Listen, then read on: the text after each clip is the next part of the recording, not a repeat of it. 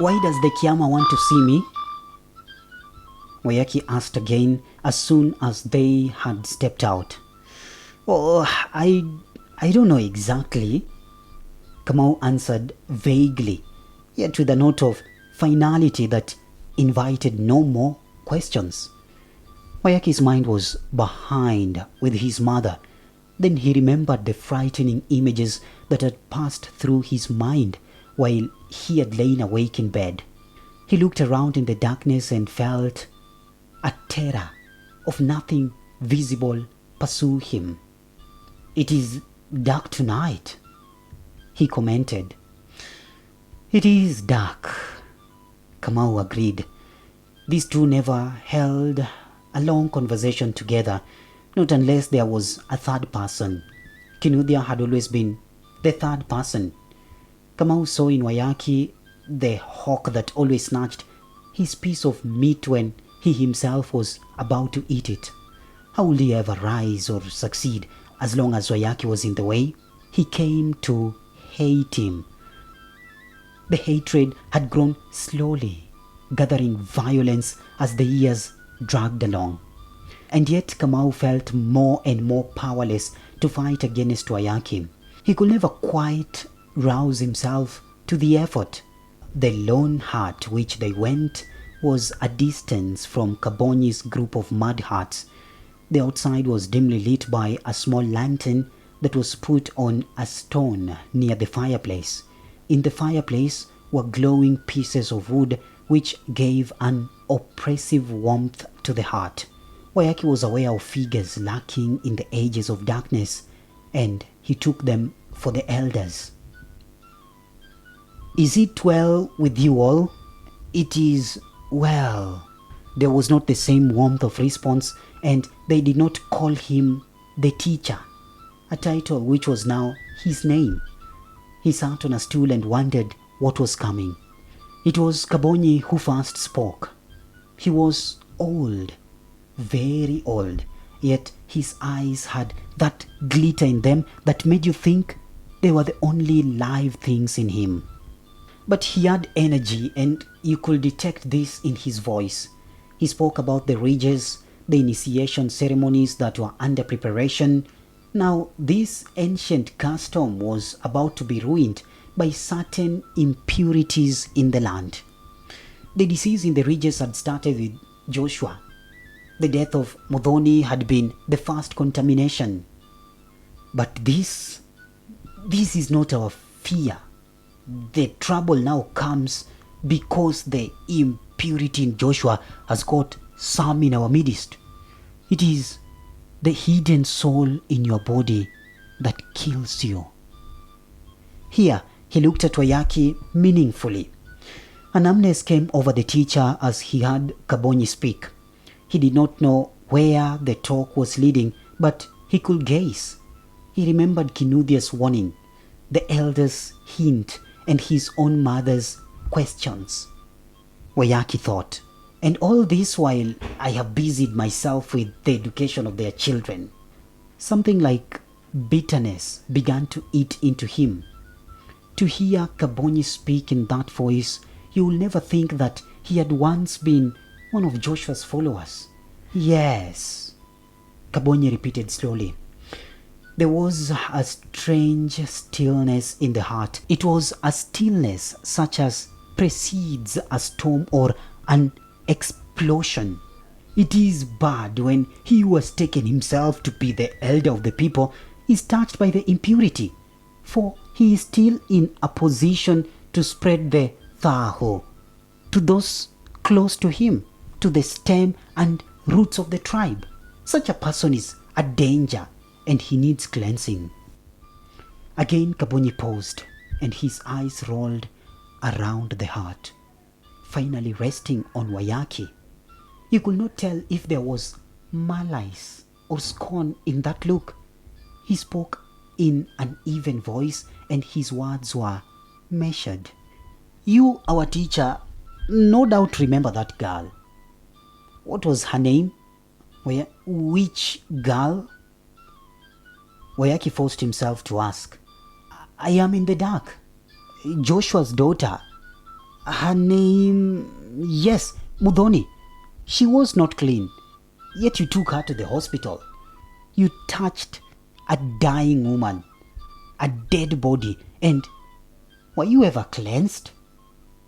I do not think so, but you ought to have been. You are not ignorant, and you know what this means to the tribe. Waiyaki was going to speak, but Kabonyi waved him to silence. I have not finished. That is the first thing you have done to the tribe.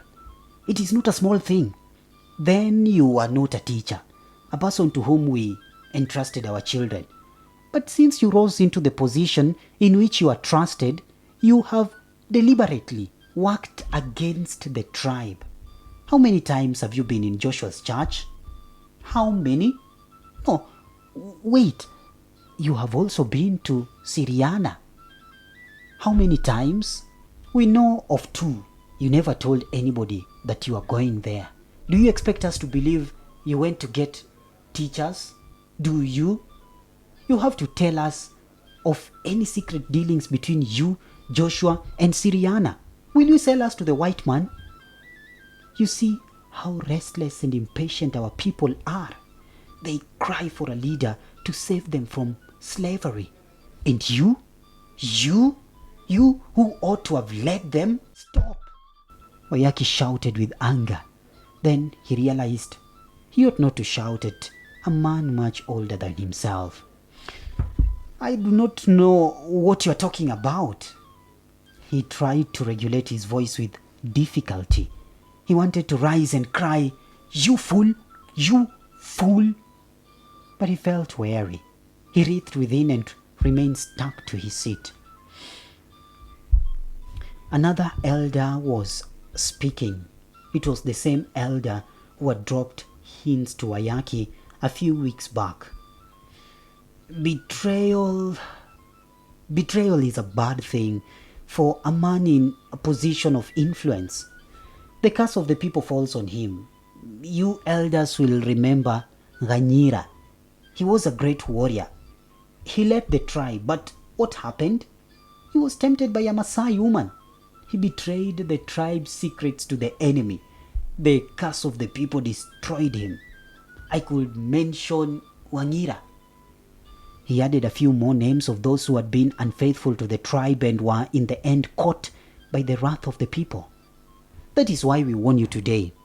That is why you must tell us the truth. Are you marrying Joshua's daughter or not? For unless we know the position, how can we entrust our secrets to you? How can we know they will not later reach the white man? Yes, at last it had come. Yet he ought to have known. He was now on trial at Makuyu, and he did not feel that he wanted to defend himself. Yet he spoke, forcing himself to remain calm. Elders, I did not know that such accusations based on rumors could ever reach me from your mouths. I am young. I think that youth should be led, and where we go wrong, you, our fathers, can and should correct us. Yet I see there is something more than the desire to correct in these accusations. I took Mudhoni to the hospital because she was ill. I could never have let her die if I was in a position to help. I am not the person who initiated her. If she was unclean, why did the elders not object to her initiation? When she died, I did not touch her.